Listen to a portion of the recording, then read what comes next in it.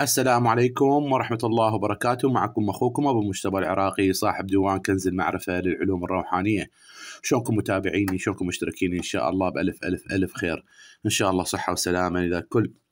مثل ما وعدتكم اليوم إن شاء الله أنزل قراءة خاصة لبرج السرطان. برج السرطان، طبعا أنا اعذروني أنا أحكي على طبيعتي، لا نحوية ولا أظل أزوق بالكلام، فأحكي على طبيعتي، فأرجو المعذرة. يعني أكو رسائل يقول لي شو تحكي أنت عامية وهذا، فأنا الحمد لله والشكر هذا طبعي وعلى طبيعتي أحسن من التصنع. نحكي على برج السرطان. برج السرطان عوالي عليك، الله يساعدك من كل قلبي أقول لك. يعني من بداية حياتك ولحد الآن تعب في تعب في تعب في تعب. أكو سلبيات وأكو إيجابيات، وإحنا إن شاء الله نريد نسوي حل هالأجساد الخفيفة. برج السرطان شخص ذكي فطن،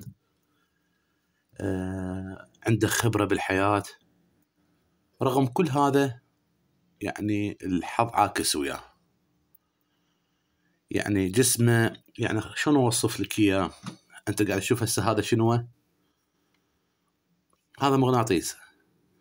جسمك وجسمك يا بنتي يا أختي نفس المغناطيس، يلتقط المزنجر الصاحي، يلتقط كل شيء. فجسمكم جدا خفيف، يلتقط الأسحار، يلتقط كارثة بالنفس. يعني النفس عليك مصيبة يا برج السرطان. التعب مستمر، الجسد خفيف. فإحنا هسه شو نسوي؟ نخلي الجسد هيجي وضعنا بدون تحصين، بدون نسوي لنا شغلة إنه. فنصيحتي إلك، نصيحة إلى الله سبحانه وتعالى وثم إلك، شو نسوي؟ ناخذ كافور مال ميت. كافور يعني كافور، وكو كافور بخور وكو كافور مال تغسيل. ناخذ كافور تغسيل مع سدر. سدر شنو؟ أوراق مال نبق. خوش، تفور السدر لمدة 5 دقائق، مو هواية. بعدها تدير الكافور، تقرأ عليه القلاقل 4، وتقرأ المعوذتين، وتقرأ ياسين وسورة الجن. أعيدهن: القلاقل 4، المعوذتين، ياسين وسورة الجن. من قرأتهن على اليمن على فد جدر أو سطل أو إنجانة، تقرأ بس يكون حلقك قريب على المي، لأن هذا تردد يدخل بالمي إن شاء الله خير. فشو تسوي؟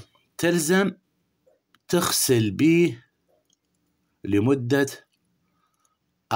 شهر، 4 مرات بالشهر.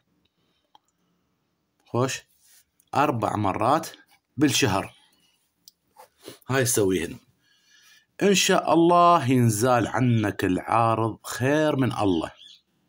أنا أكو حل ثاني تقدر تسويه بنفس اليوم تشوف العارض اختلف عندك كلش.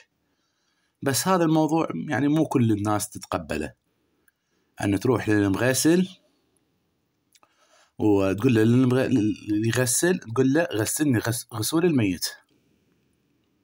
هذا يغسلك غسول الميت، صدقني مجربة 1,000,000%، وشغلها قاطع في نفس الوقت. ماشي اخوان؟